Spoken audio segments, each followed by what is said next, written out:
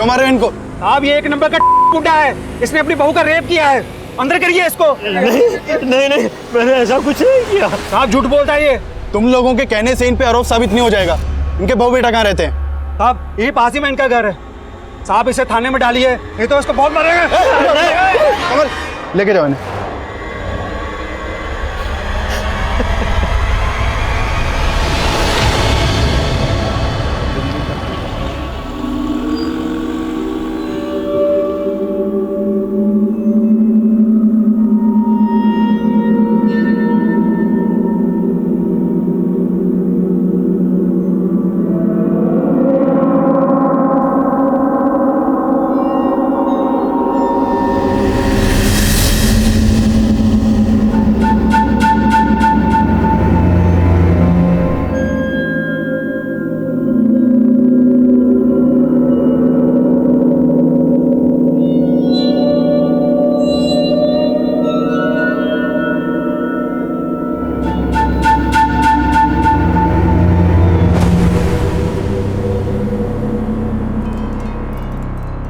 अरे क्या हो गया प्रकाश बाबू?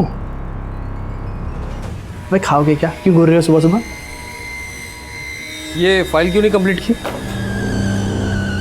नहीं की तो तुम कर दो ना यार।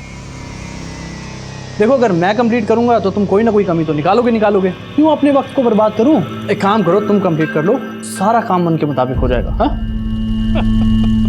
काम तो मेरे मन मुताबिक ही होगा, लेकिन करोगे तुम। अगर 2 घंटे के अंदर ये फाइल कंप्लीट नहीं की ना, तो बॉस को कंप्लेंट कर दूंगा तुम्हारी।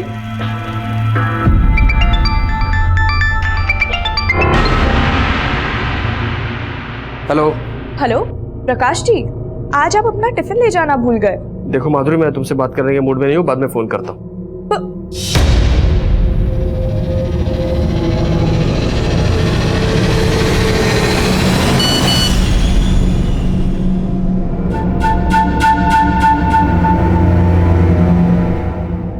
अरे सुरेंद्र सुनो। हाँ साहब। देखो, एक बच्चे को O नेगेटिव ब्लड की जरूरत है और मेरा O नेगेटिव ब्लड ग्रुप है। बहुत रेयर होता है ये, तो बॉस को बोल देना मैं ब्लड डोनेट करने गया हूँ, थोड़ा इमरजेंसी है। ठीक है?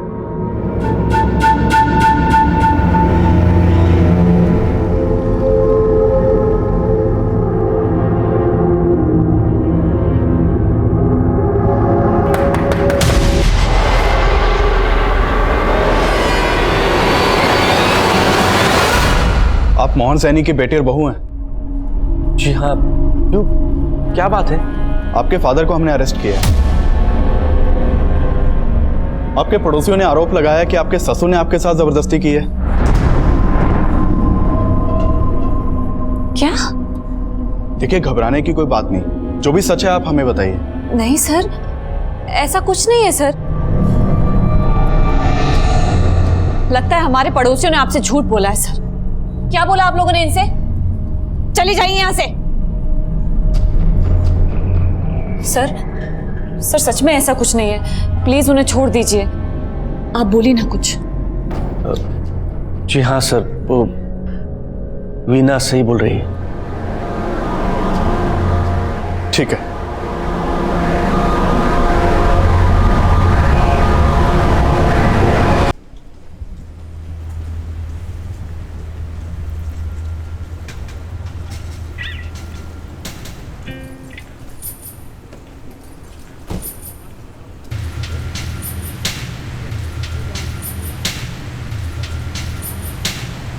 की लाश देखी तो कंट्रोल रूम में फोन किया, और ये देखिए लाश के पास सिर्फ ये बाइक मिली है, इसका मोबाइल पर्स सब गायब है। एंगल लूट का नहीं लगता। अगर मामला लूट का होता तो वो बाइक लेकर भी जाते। इसकी पहचान पता करो, और देखो बाइक किस एड्रेस पे रजिस्टर्ड है। Okay sir.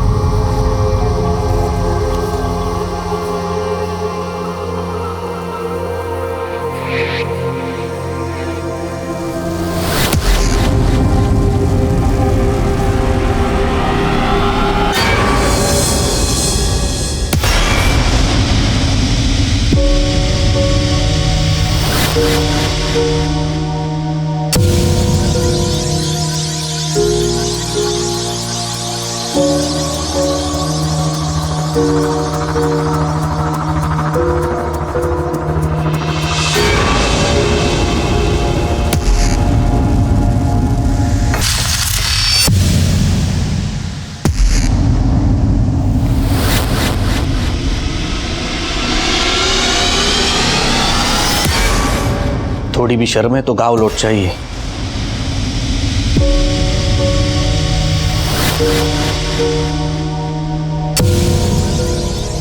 साहब हमें ये आदमी अपने मोहल्ले में नहीं चाहिए, अंदर करिए इसको। थोड़ी भी शर्म है तो गाँव लौट चाहिए।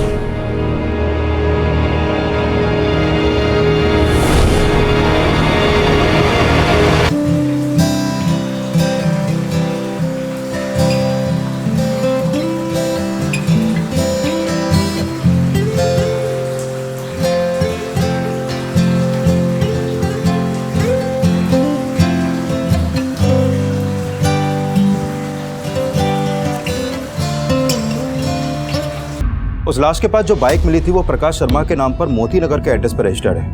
और जब मैंने मोती नगर पुलिस को कांटेक्ट किया तो उन्होंने बोला कि प्रकाश की वाइफ ने कल रात प्रकाश की मिसिंग कंप्लेंट दर्ज करवाई थी। मैंने उसे बुला लिया सर।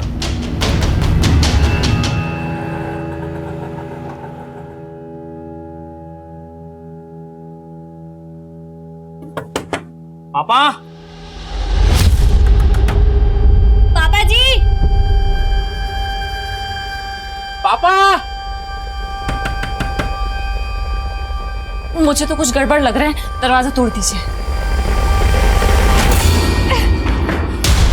पापा, पापा जी!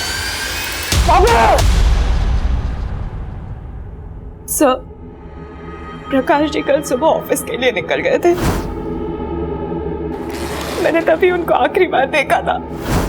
फिर ऑफिस जाने के बाद जब मैंने उनको फोन किया तो उनका मूड कुछ ठीक नहीं लग रहा था। प्रकाश जी, आज आप अपना टिफिन ले जाना भूल गए। देखो माधुरी, मैं तुमसे बात करने के मूड में नहीं हूँ, बाद में फोन करता हूँ। और फिर कल रात को जब वो ऑफिस से घर नहीं आए तो मैंने उनके ऑफिस वालों को भी फोन किया। वो कह रहे थे कि ऑफिस पहुंचने के बाद वो कहीं निकल गए। कहाँ के लिए निकल गए थे?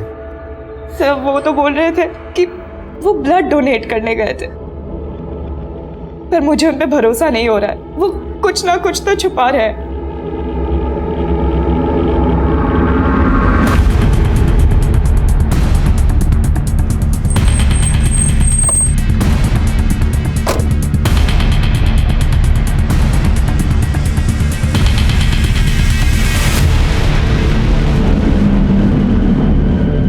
नहीं सर, हम लोग झूठ नहीं बोल रहे सर। कल सुबह प्रकाश के नंबर पर किसी नंबर से मैसेज आया था। किसी बच्चे को ओ नेगेटिव ब्लड की जरूरत थी शायद। उसके बाद प्रकाश चला गया।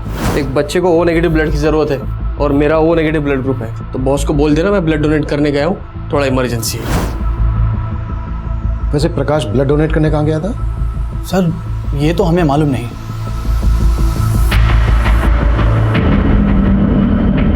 अगर प्रकाश वाकई में ब्लड डोनेट करने गया था तो हो सकता है ब्लड डोनेशन का फेक मैसेज भेजकर उसे किसी ने धोला को बुलाया हो और उसका मर्डर कर दिया। चेक करो, कल सोशल मीडिया पर ऐसा कोई मैसेज वायरल हुआ है क्या जिसमें ओ नेगेटिव ब्लड की मांग की गई हो? प्रकाश और उसकी वाइफ के कॉल रिकॉर्ड्स भी निकलवाओ। उसके ऑफिस, अड़ोस पड़ोस में सब जगह पूछताछ करो। प्रकाश से जुड़ी हर बात हमें मालूम होनी चाहिए। सर,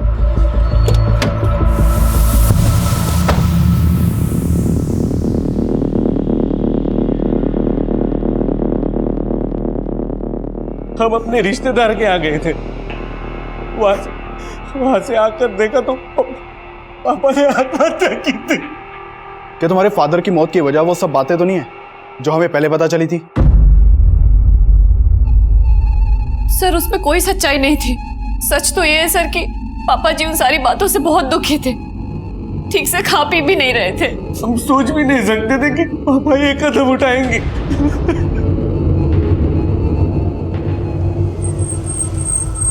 साहब, वैसे तो प्रकाश जी बहुत अच्छे आदमी थे, लेकिन ऑफिस में उनका सिर्फ एक ही इंसान के साथ पंगा था।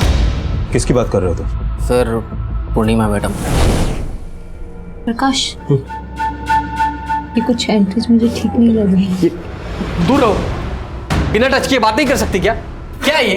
हाँ, मैंने तुमसे कितनी बार कहा है कि मैं एक शादीशुदा इंसान हूँ और तुम जो सोच रही हो ना वैसा कुछ नहीं हो सकता। सर, उन्हें कुछ कहना ही था तो मुझे अकेले में कह दिया होता। ऐसे सबके सामने नीचा दिखाया। मतलब जिस तरह से उसने तुम्हें एम्बेरस किया, मैं गुस्सा आया और इसी बात का तुमने उसे बदला लिया। सर, ऐसा कुछ नहीं है। और सर, प्रकाश ऑफिस से गए तो उस दिन मैं ऑफिस में ही थी। नहीं सर, प्रकाश जी ने कभी किसी पूर्णिमा नाम की लड़की के बारे में कुछ नहीं बताया है। खैर हम पूर्णिमा और प्रकाश के बाकी ऑफिस वालों के बारे में पता कर रहे हैं, लेकिन माधुरी जी ये भी तो हो सकता है कि प्रकाश की उसी की रिश्तेदारी में या फिर आस पड़ोस में किसी से कोई अनबन हो। सर एक बात है, 2 दिन पहले इनके यहाँ एक लड़की रहा करती थी। कौन लड़की? ये तो बोल रहे थे ये इसके कोई दूर के रिश्तेदार है, पर उसका रंग ढंग देख के हमें कुछ ठीक नहीं लगा, क्योंकि वो हर रोज प्रकाश के बाइक से ही जाती थी और घर भी शाम को वो प्रकाश के बाइक से ही आती थी। दादा चेंज नहीं है। अरे माधुरी। हाँ जी। अरे वो लड़की कौन है जो तुम्हारे घर पे रह रही है? अब रिंकी, अरे वो तो प्रकाश जी की दूर की बहन है। सर माधुरी तो बहुत भोली है, पर सच बताऊं मुझे उस लड़की को देख के कभी लगा ही नहीं कि वो प्रकाश की बहन हो। सर रिंकी प्रकाश जी की दूर की बहन है। करीब 15-20 दिन पहले वो यहाँ दिल्ली आई थी। आओ रिंकी, आओ अंदर आओ। अरे ये रिंकी है, मेरे फूफा जी की बेटी। दिल्ली में कुछ दिन हमारे साथ में ही रहेगी, जॉब इंटरव्यू के लिए आई है। लेकिन आपके पड़ोस वाले तो रिंकी और प्रकाश को लेकर कुछ अलग ही बात कर रहे हैं। आई मीन उनका मानना है कि रिंकी और प्रकाश के बीच कुछ। सर आई एम श्योर किसी को गलत फहमी हुई है। रिंकी बहन है प्रकाश जी की। रिंकी का नंबर है आपके पास? जी। रिंकी रहती कहाँ थी? सर इस बारे में तो कोई आइडिया नहीं है। सर फोन बंद है। अच्छा, जब रिंकी आपके यहाँ से गई तो कहाँ गई थी ये तो पता होगा आपको? जी सर। रिंकी कुछ दिन और रुक जाती, हमें बहुत अच्छा लगता। हाँ भी रुकने का मन तो मेरा भी था, पर अब क्या करूँ, लखनऊ में जॉब इंटरव्यू है ना, वो भी इम्पोर्टेंट है इसलिए। पर इसके बाद मैं आपसे ज़रूर मिलने आऊँगी। आपने हमें बताया कि रिंकी आपके पति प्रकाश के मर्डर से 1 दिन पहले ही आपके घर से गई थी और अब उसका मोबाइल फ़ोन स्विच ऑफ आ रहा है। आपको ये कुछ अजीब नहीं लग रहा? आप कहना क्या चाहते हैं? रिंकी का कोई फोटो है आपके पास? जी सर।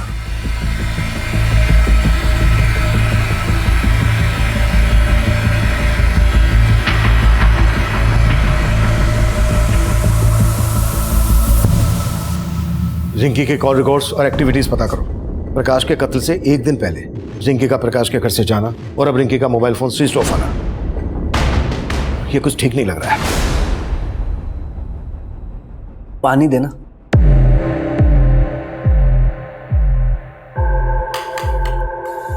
अब तो पुलिस ने भी मान लिया कि पापा जी ने सुसाइड की थी, लेकिन उन्हें ये नहीं मालूम कि उन्हें मजबूर किया गया था। लेकिन सच तो तुम भी जानते हो और मैं भी। क्या कहना क्या चाहती हो? यही कि अगर मैंने सबको सच बता दिया ना, तो तुम रास्ते में चलने के काबिल भी नहीं रहोगे। ये क्या बोल रही है तू? पुलिस ने कहा था मुझसे कि बिना डरे सब सच बता दूं। कहो तो सब सच बता दूं?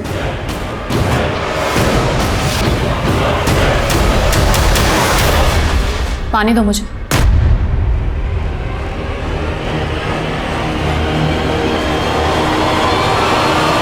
सर मैंने उस ब्लड डोनेशन के मैसेज का सोर्स चेक किया, वो मैसेज फेक नहीं था सर। सर गोविंदपुरा में एक हॉस्पिटल है जहां वाकई में एक बच्चे को ओ नेगेटिव ब्लड की जरूरत थी और मैंने कंफर्म किया कि प्रकाश ने अपना ब्लड वहां पे डोनेट किया था। सर प्रकाश के बारे में अभी तक जो भी सामने आया उससे ये तो साफ है कि प्रकाश काफी हेल्पफुल इंसान था। प्रकाश कितना हेल्पफुल आदमी था ये तो हमें रिंकी ही बता सकती है। रिंकी की कोई इंफॉर्मेशन? सर रिंकी का फोन नंबर पानीपत के एड्रेस पर रजिस्टर्ड है और प्रकाश की हत्या से 1 दिन पहले रिंकी और प्रकाश इन दोनों का फोन जनकपुरी में एक साथ काफी टाइम तक एक्टिव था। लेकिन सर इन दोनों के बीच में फोन पर कोई बात नहीं होती थी और सब लोग बोल रहे हैं कि रिंकी लगभग 15 दिन तक प्रकाश के घर में रही थी।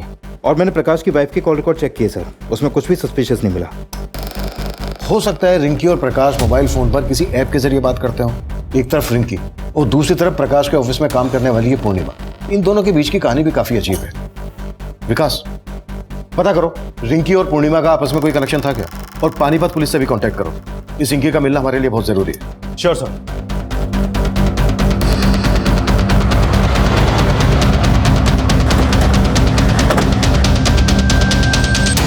ये लड़की दिल्ली में थी? तुम जानते हो इसे?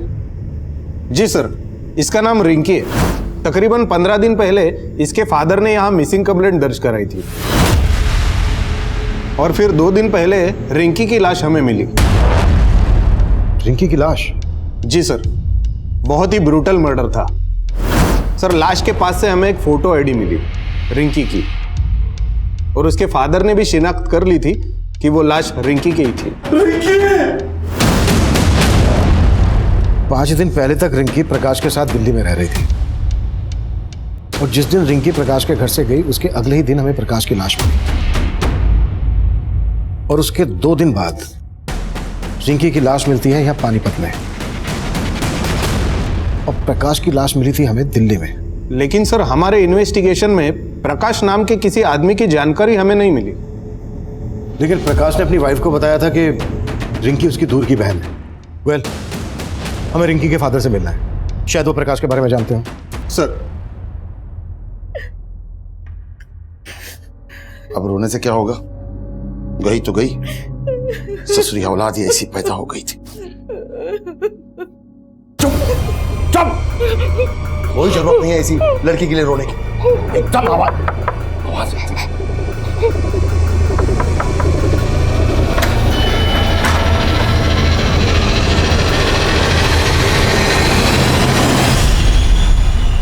नहीं साहब, मैं किसी प्रकाश वरकाश को नहीं जानता, और दिल्ली में मेरा कोई रिश्तेदार भी नहीं। लेकिन रिंकी दिल्ली में इसी प्रकाश के साथ रह रही थी, कहीं रिंकी और प्रकाश का कोई चक्कर वक्कर तो नहीं था?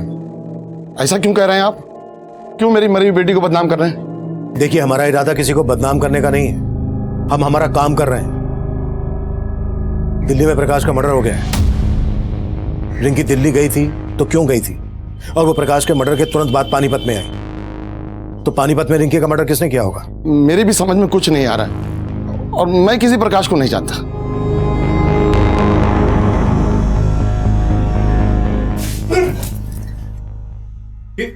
ये क्या बेहूदगी है? देख नहीं रहे हो दिन निकल आया है? हाँ, और तुम घोड़े बेच के सोए हुए हो। कपड़े और बर्तन कौन साफ करेगा? ये सब काम मैं करूंगा? पागल है क्या तू? नहीं तो कौन करेगा? और उसके बाद तो खाना भी बनाना है तुम्हें मेरे लिए। तेरी मर्दानगी अब नहीं चलेगी, समझा? और तुमने ज्यादा कोशिश की ना तो चीख चीख के यहाँ सबको इकट्ठा कर दूंगी, और फिर बोलूंगी सबसे कि कैसे तू मजबूर करता था मुझे। हद से ज्यादा आगे बढ़ रही है तू। हदें तूने पार की हैं। अब जाके मुझे तुझे काबू में करने का मौका मिला है। जैसे जैसा कह रही हूँ वैसा कर। जेल में चक्की पीसने से तो बेहतर है ना कि घर का चौका बर्तन कर, समझा? अब चल शुरू हो जा।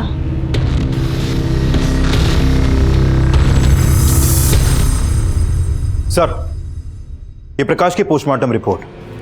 सर, प्रकाश की मौत से पहले उसको काफी पीटा गया था, और सर पानीपत पुलिस से रिंकी की पोस्टमार्टम रिपोर्ट के बारे में ही पता चला है। सर, रिंकी की बॉडी पर भी काफी एक्सटर्नल इंजरी के मार्क्स मिले हैं, और मारने से पहले उसके साथ रेप भी किया गया था। प्रकाश का मर्डर रिंकी के मर्डर से 2 दिन पहले हुआ, और इन दोनों का मर्डर जिस तरह से हुआ है, ऐसा लग रहा है जैसे इन दोनों का कोई कॉमन दुश्मन रहा होगा। सर, रिंकी को लेकर प्रकाश ने अपनी वाइफ से झूठ बोला था। अरे ये रिंकी है, मेरे फूफा जी की बेटी। कहीं रिंकी और प्रकाश का आपस में कोई अफेयर तो नहीं? ये एक्स्ट्रा मैरिटल अफेयर से ज्यादा ऑनर किलिंग का मामला लग रहा है। शायद रिंकी के फादर को रिंकी और प्रकाश के अफेयर के बारे में पता चल गया होगा, और उसको ये पता चल गया होगा कि रिंकी पानीपत से भागकर दिल्ली में प्रकाश के साथ रहने लगी है। इसलिए रिंकी के फादर ने प्रकाश को यहां मार डाला और रिंकी को पानीपत ले जाकर मार डाला होगा, ताकि दोनों केस आपस में कनेक्टेड ना लगे। लेकिन सर, रिंकी का रेप हुआ है। क्या आपको वाकई में लगता है कि रिंकी के रेप और मर्डर में इसके बाप का हाथ होगा? रिंकी के फादर को ऐसे हम क्लीन चिट नहीं दे सकते। रिंकी के फादर की कुंडली निकालो, और धोला कुआं में जहां प्रकाश की लाश मिली थी आसपास के सीसीटीवी खंगालो। शायद कोई ऐसा आदमी कैप्चर हुआ हो जो रिंकी और प्रकाश से ताल्लुक रखता है, इन दोनों में से किसी एक से ताल्लुक रखता हो। इन दोनों के कॉल रिकॉर्ड से हमें कुछ नहीं मिला है। इन दोनों के सोशल मीडिया अकाउंट चेक करो, शायद वहां से कुछ मिल जाए। Right sir.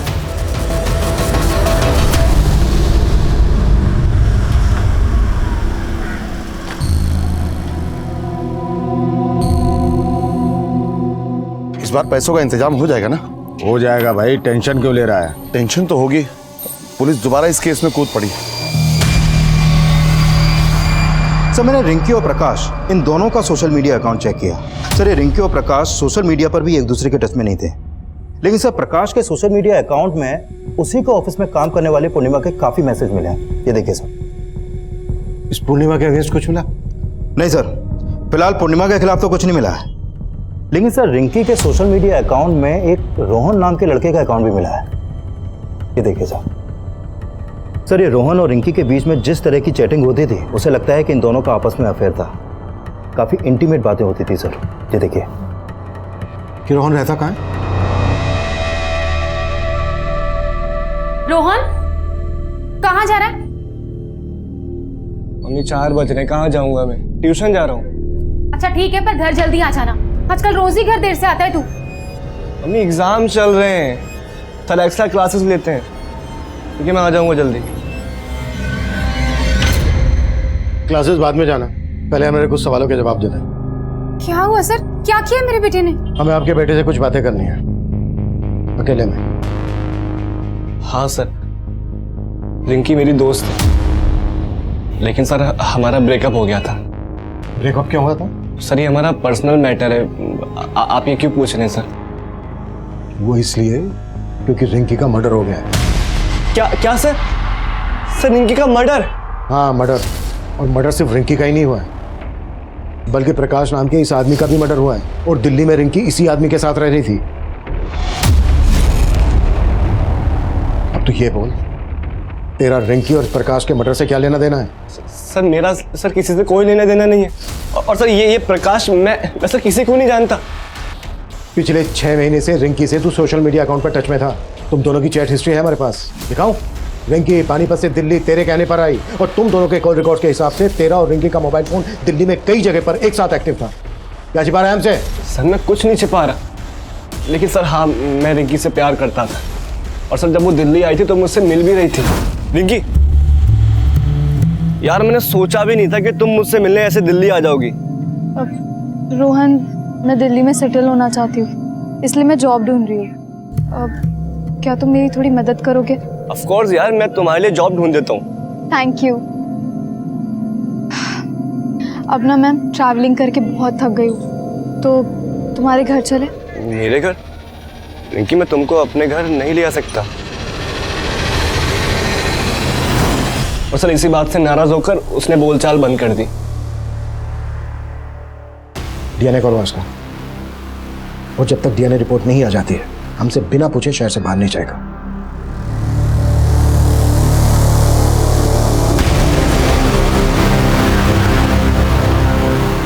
नौकर कहाँ? तुम तो पति हो मेरे, फिर बीवी की सेवा करने से क्या परहेज? सेवा? जी तो करता है तेरा गला दबा दूं। फिर तो तुम्हारे बचने की रही सही कसर भी नहीं बचेगी।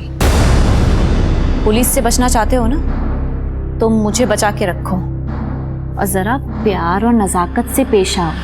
कांच हूं मैं, चटक गई ना तो खूनम खून तुम हो जाओगे। ये लड़का रिंकी का दोस्त है। हो सकता है रिंकी के साथ ये लड़का भी यहाँ पर कभी आया हो। नहीं सर, ये लड़का कभी नहीं आया यहाँ। सर, रिंकी का फोन अभी पालम में एक्टिव हुआ था और फोन अभी भी चालू है। व्हाट?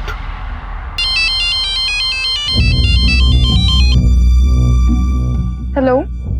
हेलो, कौन बोल रहा है? आपने फोन किया? आप कौन?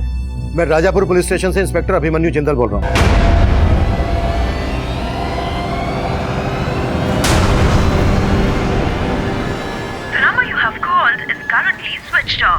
रिंकी का फोन किसी लड़के ने उठाया था और अब स्विच ऑफ। विकास, पालम में जहां रिंकी का फोन एक्टिव हुआ था वहां अपनी एक टीम भेजो।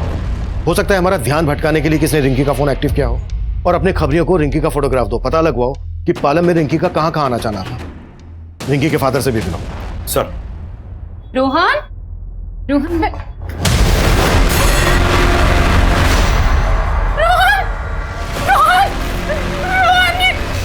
क्या कर लिया बेटा?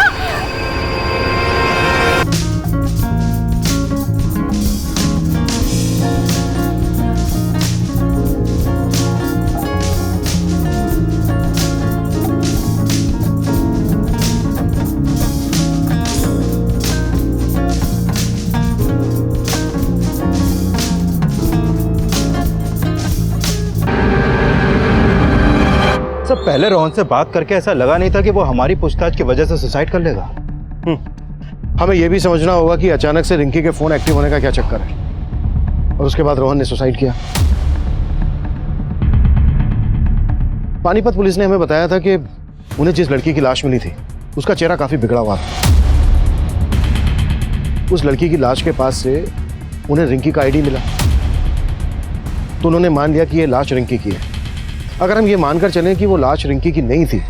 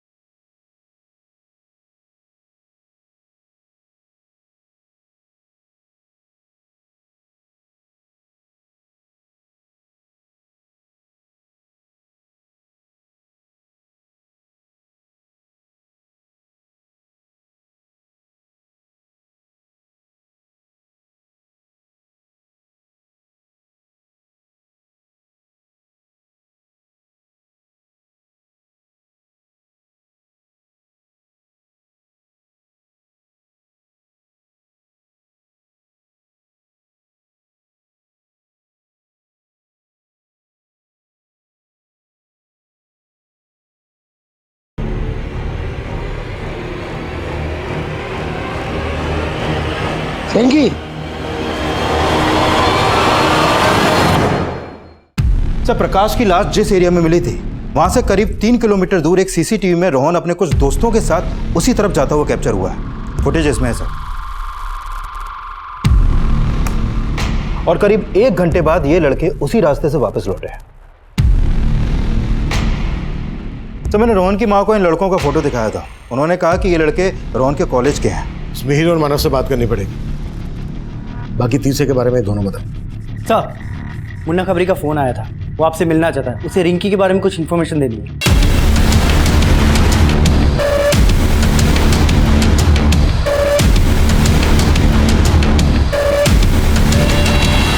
सर मुझे कोई गलतफहमी नहीं हुई है, वो लड़की यही थी सर, रिंकी। रिंकी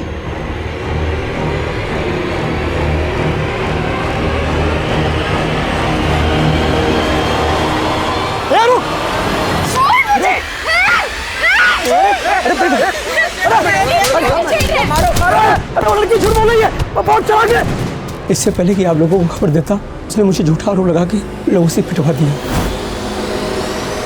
ये बहुत बड़ा गेम लगता है विकास।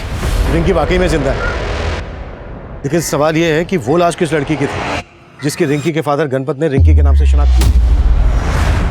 विकास, हो सकता है रिंकी का फादर भी रिंकी की साजिश में इन्वॉल्व है और उसे पता हो रिंकी इस वक्त कहाँ है। तलब करो उसे। सब हेलो सर, रोहन के उन तीनों दोस्तों को थाने ले आया।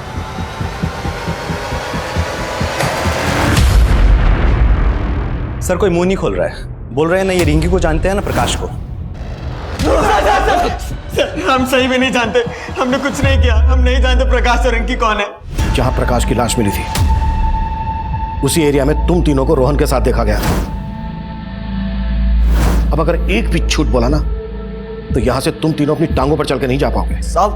सब रोहन ही हमें वहां लेकर गया था, पर हमने प्रकाश को मारा नहीं था। अब तो बस उसने थोड़ा सा पीटने गए थे। पर रोहन ने हमें बोला था कि अगर हम उस आदमी की पिटाई करेंगे तो वो हमें दारू की पार्टी देगा। उसको किसी से 10,000 रुपये मिले थे उसकी पिटाई करने के। रोहन को 10,000 रुपये किसने दिए थे? किसने दिए थे? ये तो हमें नहीं मालूम साहब, रोहन ही जानता था। रोहन अब रहा नहीं, तो ये मत सोचना कि तुम तीनों बच जाओगे।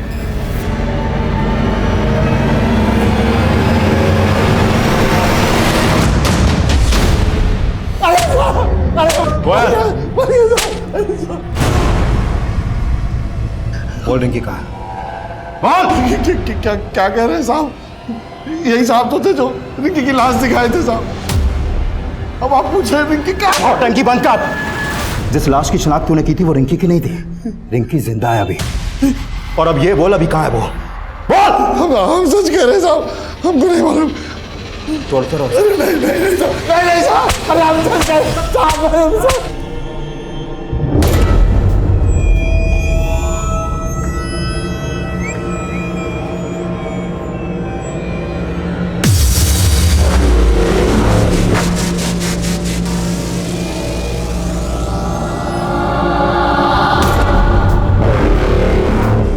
हम तब ये मानकर चल रहे थे कि जिस लड़की की लाश की शिनाख्त रिंकी मानकर की गई थी, उसकी हत्या में रिंकी और रिंकी के साथ रोहन भी इन्वॉल्व होगा, क्योंकि उस लड़की का रेप भी हुआ था। लेकिन उस लड़की की बॉडी पर मिले डीएनए रोहन के डीएनए से मैच नहीं हुए थे, और रोहन के दोस्त भी यही कबूल कर रहे थे कि उन्होंने प्रकाश को सिर्फ पीटा था। फिर रोहन ने क्यों और किस डर से सुसाइड किया, इसकी असल वजह अब भी रहस्य बनी हुई थी, और जल्द ही हमारे सामने एक नई जानकारी आई।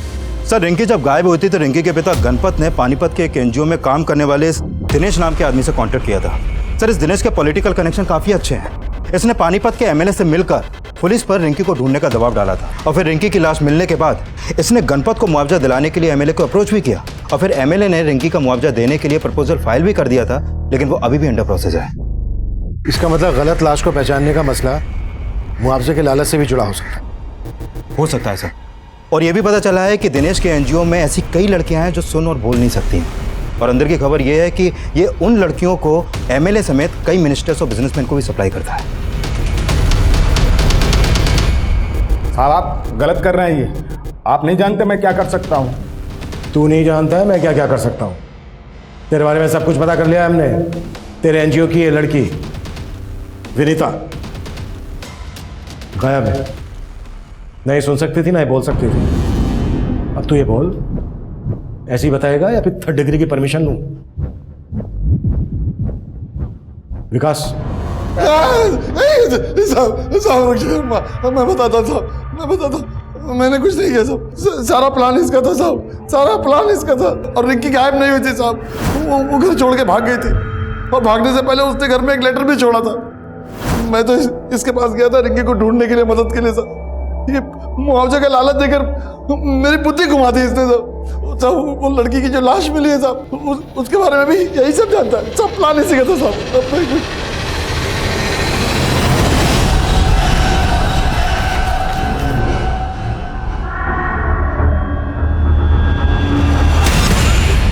उसको मारकर मैंने उसका चेहरा बिगाड़ दिया, रिंकी की आईडी उसके पास रख दी।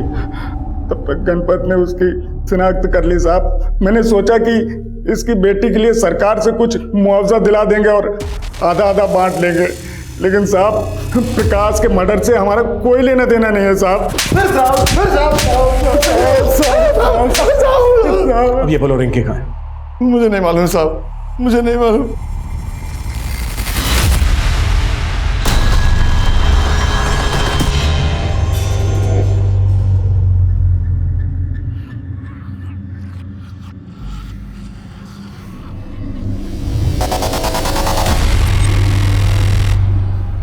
सर, ये रोहन रोहिणी में इस महेंद्र नाम के आदमी से ट्यूशन पढ़ता था, और मैंने चेक किया कि रिंकी का फोन पहले कई दफे रोहिणी में एक्टिव रहता था। सर, हो सकता है ये महेंद्र हमें रिंकी की कोई लीड थे।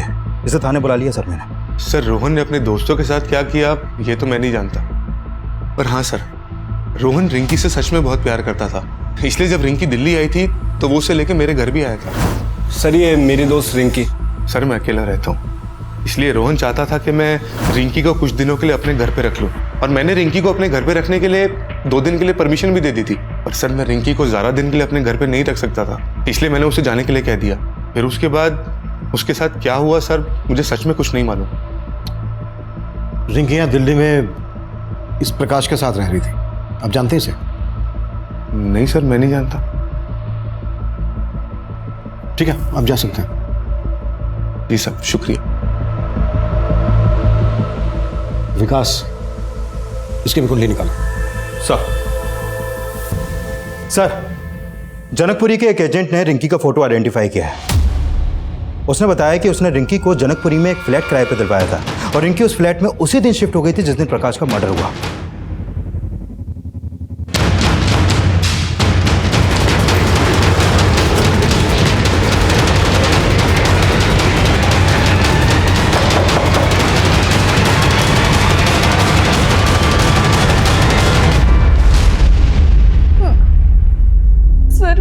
मैंने प्रकाश जी को नहीं मारा। तो अब तक सामने क्यों नहीं आई थी?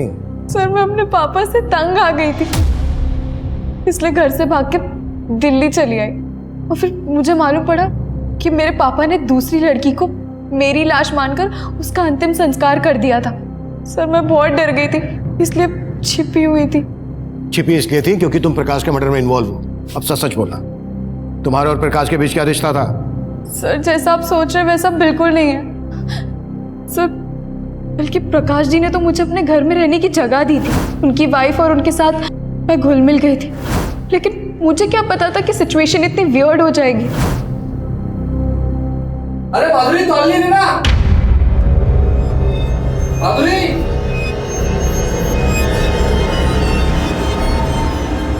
अरे माधुरी तौलिए दो।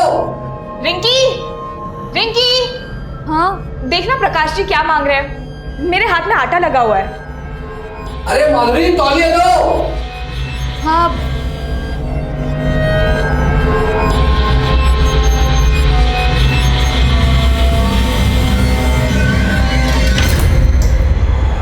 सॉरी। उस दिन पहली बार प्रकाश जी की वाइफ का बिहेवियर मुझे कुछ अजीब लगा, लेकिन ये क्लियर हो गया था कि प्रकाश जी के दिल में मेरे लिए कोई गलत इंटेंशन नहीं था। और फिर एक दिन प्रकाश जी की वाइफ ने मुझसे पूछा, रिंकी तू भी हमारी एक हेल्प करेगी? कैसी हेल्प? रिंकी हमारी शादी को 3 साल हो गए हैं, लेकिन मैं भाभी रो क्यों रही हो? रिंकी मैं आज तक प्रकाश जी को बच्चा नहीं दे सकी। हमारे पास इतने पैसे भी नहीं है कि सरोगेसी के जरिए हम एक बच्चा पैदा करवा सके। रिंकी क्या तू मेरे लिए प्रकाश जी के बच्चे की माँ बनेगी? What? मैंने तो साफ मना कर दिया और फिर अगले दिन ही मैं घर छोड़ के चली गई। और फिर उसी दिन जनकपुरी में मैं प्रकाश जी से मिली। प्रकाश जी से मिलके मैंने उनको सब साफ साफ बता दिया। और फिर आगे क्या हुआ मुझे नहीं पता। माधुरी ने हमसे बताया कि प्रकाश ने उससे कहा कि तुम प्रकाश की दूर की बहन हो। भला कोई भाभी अपनी ननद से ऐसी शक क्यों रखेगी? दूर की बहन? हाँ सर मैं प्रकाश जी की दूर की बहन नहीं हूँ, मुझे तो माधुरी लेकर आई थी। सर मैं प्रकाश जी की दूर की बहन नहीं हूँ, मुझे तो माधुरी लेकर आई थी। प्रकाश जी ये रिंकी है। अच्छा मेरे दूर की बहन। तो तुम माधुरी की दूर की बहन हो? नहीं सर, मेरा तो उनसे भी कोई रिश्ता नहीं है, बल्कि मुझे तो रोहन के ट्यूशन टीचर ने माधुरी से मिलवाया था। मैं बताता हूँ साहब। सब माधुरी को मैंने इंद्रजीत जानता था साहब।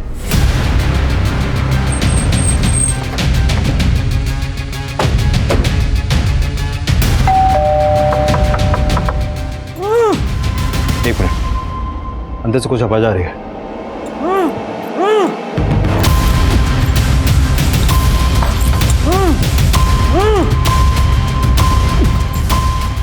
दरवाजा तोड़ो। किसने बांधा तुम्हें? मेरी बीवी ने। मालूम है मैंने जो अपने पति के साथ किया वो गलत किया, लेकिन सर वो उसी लायक है।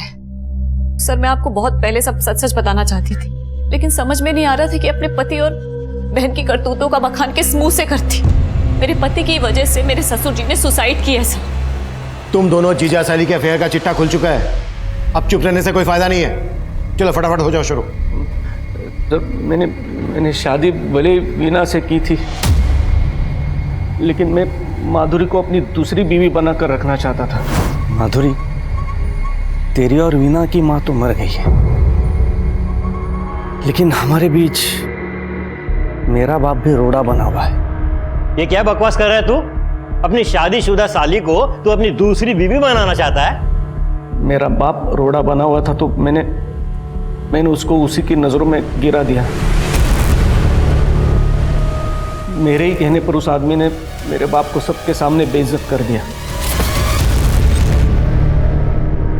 तो इस तरह से तूने अपने बाप को सुसाइड करने पर मजबूर किया। किसने मदद की तुम लोगों की इसमें? महेंद्र मेरा दोस्त था सर। ऐसी बातों बातों में उसने मुझे कहा कि एक कोई लड़की है जो अपना घर छोड़कर भाग कर आई है और उसको पीजी की जरूरत है।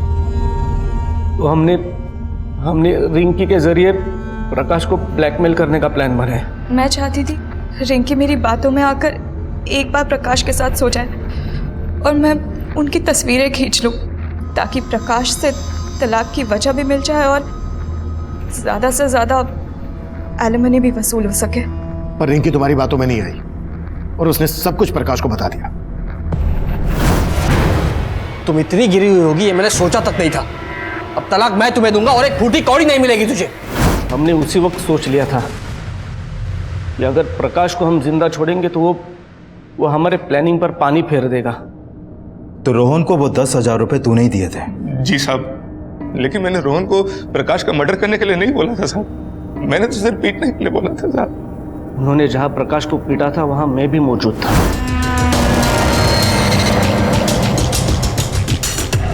प्रकाश की मौत के बाद जब आपने रोहन से पूछताछ की तो वो डर गया था साहब, और जब वो मुझसे मिला तो मैंने उसको और डरा दिया था साहब। देखो रोहन, मैं तो मानता हूँ कि तुमने और तुम्हारे दोस्त ने मिलकर प्रकाश को सिर्फ पीटा था, लेकिन पुलिस इस बात पर यकीन नहीं करने वाली।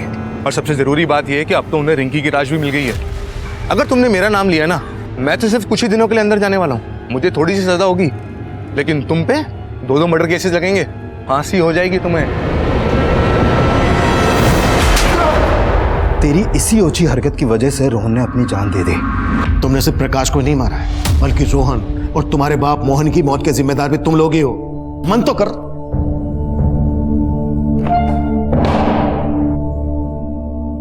अनैतिक रिश्ते वो मीठा जहर है जो मुंह लगते ही इंसानी सोच और समझ को खोखला करना शुरू कर देता है और देखते ही देखते अपराध के एक ऐसे भंवर में फंसा देता है जहां से वापसी के सभी दरवाजे बंद हो गए होते हैं। इंद्रजीत और माधुरी भी इसी राह पर थे और वो पूरी जिंदगी सलाखों के पीछे यही सोचकर पछताएंगे। उनका एक गलत कदम उन्हें कभी सलाखों से बाहर नहीं निकाल पाएगा। अब मैं सीनियर इंस्पेक्टर अभिमन्यु जिंदल आप लोगों से विदा लेता हूं। आपसे फिर मुलाकात होगी एक नए केस के साथ। देखते रहिए क्राइम पेट्रोल 10 तक। मकसद बताना नहीं, बचाना है।